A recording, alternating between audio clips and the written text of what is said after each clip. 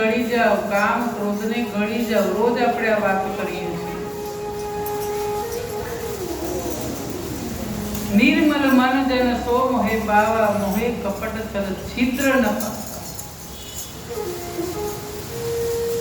કપટ અને કપટને મારે સદાય 12મો ચંદ્રમાં છે. પ્રભુ કહે છે છળ અને કૂડ કપટ હોય તે હું સપને પણ ડોકાવતો નથી.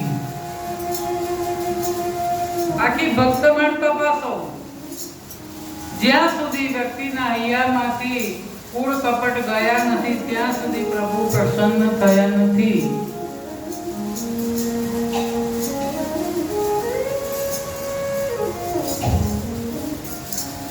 કાલે આપણે જોયું ને કે પેલા ચાંગદેવ બહુ જ્ઞાની હતા, બહુ સિદ્ધિ હતી એમની પાસે, તો એમનામાં અભિમાન હતું.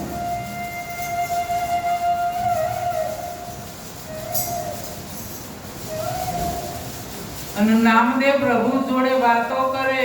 નામદેવ દરજી કેરા બાળ જેને વશ કર્યા ભગવાન, ભગવાનને જેને વશ કરી લીધા છે એ પણ કાચા નીકળ્યા. તો અહીં આપણે બે ચાર ભજન ગઈ નાખીએ પછી કઈ ઓહો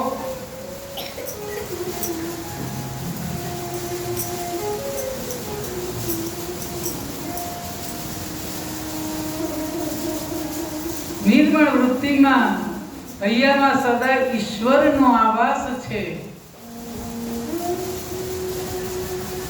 કે ભોળા હૈયામાં હરિનો વાસ, હૈયા ચોખા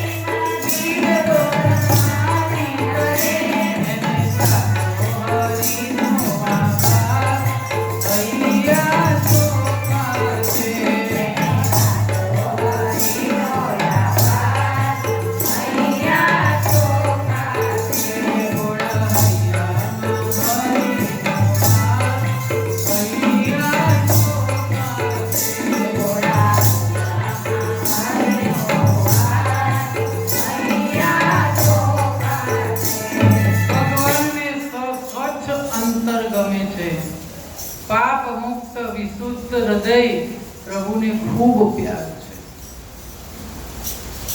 જેમ અવાવરા ઘરમાં ધૂળના ઢગલાને આસપાસ બધા બાવાન જાડા જામ્યા હોય, એવા અવાવરા ઘરમાં આપણે પાપના ઢગલા થાય છે, એમ આસપાસ મોહ માયાના જાડા જામે છે.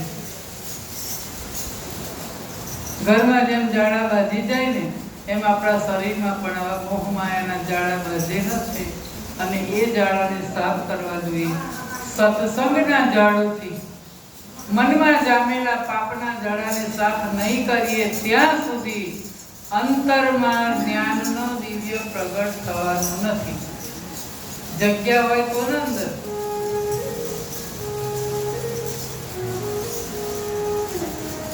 આપણા અંતરમાં હરી બેઠેલો જ છે, પણ એ ગંદકીમાં એને નથી ગમતું.